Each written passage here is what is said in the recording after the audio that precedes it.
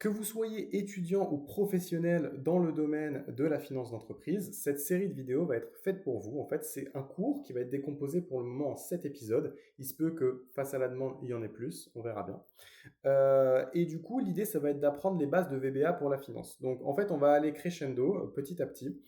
Dans cette première vidéo, ça va être vraiment très très simple. Ça va être juste pour manipuler un petit peu, pour voir un petit peu comment utiliser VBA dans un premier temps, pour remplacer une formule qu'on pourrait très bien faire à la main par du coup un code VBA. Et ensuite, après, on va faire des choses que l'on n'aurait pas pu faire sans VBA. Donc, on n'aurait pas pu coder directement via les formules Excel. Donc, l'idée, là, ça va vraiment être de la finance d'entreprise, contrôle de gestion, tout ça. Ou alors, voilà, pour les étudiants, vous en aurez besoin aussi parce que dans les cursus, il y a forcément VBA si vous êtes en études de finance. Donc, parce que c'est un incontournable. Donc là, évidemment, en finance de marché, on ne va pas s'intéresser là pour l'instant à VBA parce que en réalité, on a déjà des bases de données en finance de marché et on veut travailler sur ces bases de données qui sont déjà bien faites. On n'a pas de trou, on ne veut pas signaler, on ne veut pas modifier le classeur. On veut juste des résultats. Pour les résultats, soit on en a Claude, soit on code avec Python. Pas forcément avec VBA. On peut, mais c'est pas optimal. Donc voilà comment se décompose en fait le classeur. Donc là, vous avez une page en fait par cours, une page par épisode, avec à chaque fois du coup une maquette. Et ensuite, on va travailler sur cette maquette. Donc comme vous pouvez le voir, ça va crescendo. Là, on va faire du calcul, un calcul de tri. Donc tri aussi appelé IRR en anglais. Là, c'est du NPV, enfin une vanne. Donc voilà, vous voyez ça, on va quand même rentrer, voilà, donc des calculs d'amortissement, d'épargne. On va rentrer dans des choses qui sont un petit peu plus compliquées, mais dans ce premier épisode, pour s'adapter au niveau de tout le monde, on va tout simplement regarder quelque chose de très très simple. Là, l'idée, ça va tout simplement être de transformer ces montants en euros, en USD, en appliquant ce taux-là qui se trouve dans la case B11. Donc, on pourrait tout simplement faire en écrivant à la main, c'est pour ça que je vous ai dit au début, c'est très simple. On pourrait tout simplement, hop, faire ça et fixer la ligne.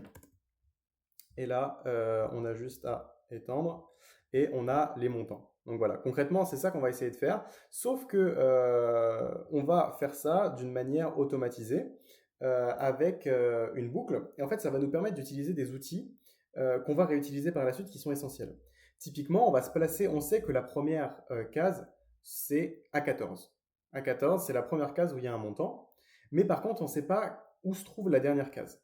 Donc on va utiliser en fait une méthode on va demander à Excel, ok, à partir de là, tu descends vers le bas et tant qu'il y a des cellules qui sont remplies, tu continues. Et du coup, après, tu retournes, tu nous donnes la dernière ligne. Voilà. Donc c'est ça en fait qu'on va utiliser, qui va être très intéressant par la suite.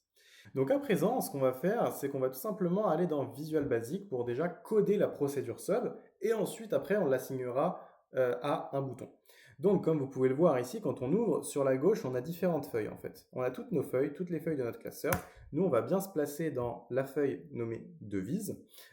Et du coup, en fait, on va faire ça pour tout simplement travailler dans la feuille devise. Si on avait par contre besoin de réutiliser ce qu'on va coder dans les autres feuilles, alors on se serait mis dans un module. Pour se mettre dans un module, on fait un clic droit ici, Insert et Module. Donc là, si je clique là-dessus, je vais tout simplement avoir voilà, un module qui va être réutilisable. Donc tout ce qu'on va coder ici dans le module va pouvoir être réutilisé dans chaque feuille. C'est ça l'avantage. Comme vous pouvez le voir, dès que je commence à toucher à VBA, ici, ça me met, attention, ça doit être enregistré dans le format XLSM, parce que sinon, on va tout perdre. Voilà. Donc ça, c'est normal, le message que vous avez là. Si vous l'avez, c'est tout simplement que vous n'avez pas encore enregistré en XLSM. Donc, là, ici, je vais supprimer le module, puisque pour le moment, on n'en a pas besoin. Donc, on supprime et on ne l'enregistre pas. Voilà. Voici mon profil Superprof. Si vous souhaitez avoir des cours particuliers sur Python, VBA ou encore le machine learning, vous pouvez me contacter directement là-bas. C'est très utile puisque les vidéos YouTube ne sont pas forcément spécialisées exactement pour vos besoins. Là, on peut vraiment prendre vos besoins, que ce soit en tant qu'étudiant, regarder des annales, des examens que vous allez passer, ou alors que ce soit en tant que professionnel, pour une reconversion professionnelle, pour vous donner plus des exemples de terrain, des exemples sur lesquels j'ai eu l'occasion de travailler en entreprise, par exemple. Ça peut être très très intéressant voilà, d'avoir une expérience et des cours qui sont vraiment spécialisés sur vos besoins personnels. Donc soit vous pouvez passer par Superprof ou alors vous pouvez passer directement via mon site web tout en bas dans Contact. Vous avez voilà, mon adresse mail professionnelle et les prix seront forcément moins chers puisqu'il n'y aura pas la commission de Superprof. Donc voilà, c'était la petite pub et sur ce, je vous retrouve tout de suite dans la vidéo. Donc là, on va créer une procédure sub. En fait, la différence entre une procédure sub et une fonction, c'est qu'une fonction, ça va renvoyer une valeur, un petit peu comme return en Python. Si vous avez les notions de Python, enfin bref. Là, pour l'instant, on n'a pas besoin de ça. On va tout simplement créer une procédure sub. On va l'appeler rate, taux. Comme vous pouvez le voir directement, on a le n-sub qui s'affiche. En fait, sur VBA, les indentations, donc les alinéas, ne servent à rien. C'est juste pour l'esthétique. C'est très important, hein, bien sûr, pour se repérer dans son code, visuellement parlant, mais VBA, lui, il ne va pas les lire. Donc, c'est pour ça qu'à chaque fois que vous avez un début, en fait, vous devez avoir une fin. Typiquement, même pour les conditions if, vous avez besoin de mettre un n-if à votre condition. Pour les boucles while, next, etc. Donc, voilà. Là, ce qu'on veut faire, c'est que déjà, dans un premier temps, en fait, on veut enregistrer, on veut fixer la cellule où se trouve le taux. Donc, on va mettre taux. Donc, on va créer une variable taux qui va être égale à. Donc là, si vous faites xxx égale, ça va créer la variable xxx. Donc, taux est égal à range b11.value. Donc là, tout simplement, on assigne la valeur de b11 dans la variable taux. Donc là, on peut la réutiliser. Maintenant, ce qu'on veut, c'est obtenir la dernière ligne. La dernière ligne, en fait, des montants en euros. On sait que la première, c'est 14, mais on ne sait pas la dernière. Donc là, on peut mettre first, voilà. On va mettre est égal à 14, et last est égal à, et c'est là où on va utiliser en fait quelque chose qui va nous être utile dans le futur. C'est la méthode que je vais vous donner. Donc, on va faire range à 14, .end. Là, on va faire XL down. Je vais vous expliquer truc par truc après. Hein. Hop, .row. Là, dans la valeur de last, ça va tout simplement être 19. Pourquoi? Parce qu'en gros, là, on dit à VBA de faire quoi? On dit, regarde la cellule, tu te places en A14. Donc là, ici. Et ensuite, tu vas faire XL down, tu vas aller tout en bas jusqu'à ce que tu trouves une cellule vide et tu vas nous donner la ligne de la dernière cellule non vide. Donc, si on avait fait XL up, typiquement, ça aurait été 13. Parce que XL up, ça va, en gros, on peut faire XL down, XL up, XL to right, XL to left. Et l'idée, c'est que voilà, ça nous donne la dernière ligne complétée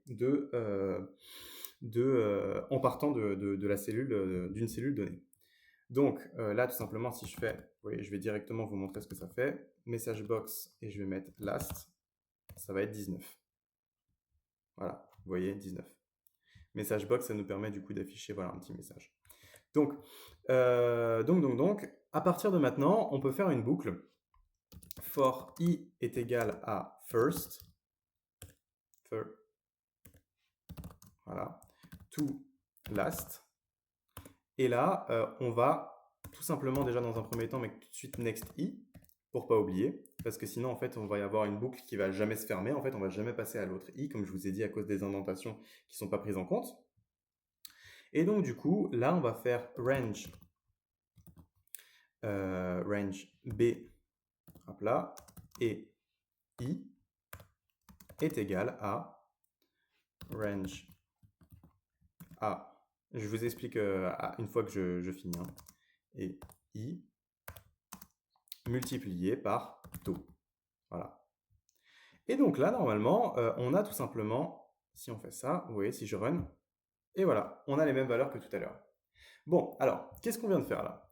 On vient de dire, pour chaque i, donc là, on aurait pu mettre n'importe quoi, c'est juste que j'ai appelé ça. En général, on appelle i et j, c'est une convention, mais vous pouvez l'appeler ABC, maison, vous pouvez mettre ce que vous voulez. Est égal à first. Donc là, on va dire que i, il commence à 14 et il termine à last, qui est 19. Donc pour chaque valeur de i, on va exécuter ce qu'il y a entre le for et le next. Donc là, on va exécuter ça. Donc, range b et i, en gros, le problème, c'est que là, on a quelque chose de dynamique. Quand on met entre guillemets, on a quelque chose de fixe. Sauf que là, je ne peux pas mettre b11, enfin b first, il ne va pas comprendre. Je ne peux pas mettre bi non plus parce que sinon, il va pas comprendre en fait. Il faut mettre b, et ensuite, après, vous utilisez ce petit opérateur de concaténation juste ici, qui va vous permettre en fait de coller quelque chose de fixe avec quelque chose de variable. Si typiquement là, j'efface tout ça, enfin j'efface tout ça surtout, là je rajoute des valeurs, voilà, hop, ah oui, et là je me place ici, et voilà, vous voyez que ça continue jusqu'à la fin en fait. Donc ça prend autant de valeurs que ce qu'il y a sur le que ce qu'il y a voilà, dans la colonne à partir de A14. Donc, hop, là pareil, vous voyez, je vais vous montrer ça 15 fois. Maintenant, ce qu'on va faire, c'est qu'on va assigner cette macro-là à un bouton. Donc, insert, là on sélectionne le bouton, hop, et là, sheet to write, c'est la macro qu'on vient de créer. Voilà. Donc là, ça veut dire qu'à chaque clic sur le bouton, en fait, l'opération va se réaliser. Et voilà. Donc là, vous voyez, je poursuis. Vous voyez, ça fonctionne. Donc, c'est parfait. On a, pour l'instant, dans ce premier épisode, là, voilà, on a fini. C'était ce qu'il fallait faire. Donc, encore une fois, vous trouverez dans le lien, enfin, dans la description de cette vidéo, le classeur. Ah oui, je ne peux pas vous donner directement un classeur. Je vais peut-être pouvoir vous le donner via un lien. Je pense que je vais le mettre sur Kaggle, le classeur. J'ai pas pensé, mais oui, je peux pas mettre des fichiers. Donc oui, je vais le mettre sur Kaggle et puis vous aurez le lien. Vous avez aussi le lien vers mon site web et le lien vers ma page Superprof sur laquelle je donne des cours en Python, en machine learning et en VBA.